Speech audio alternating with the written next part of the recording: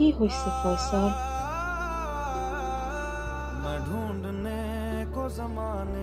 তিন মাস আগে আমার চাকরিতে চলে গেছে। চাকরি চলে গেছে? কিভাবে? নতুন বস আসছে, সে অনেকটা ছাঁটাই করছে, তার মধ্যে আমি চাকরির চেষ্টা করছি অনেক, চাকরির চেষ্টা করছি অনেক, কিন্তু বসে থাকলে তো সংসার চলবে না। তো এই কথাটা তুমি আমাকে আগে বলো নাই কেন?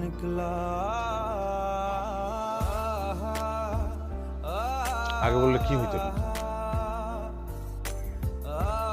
তোমার তো মনটা খারাপ হইতো।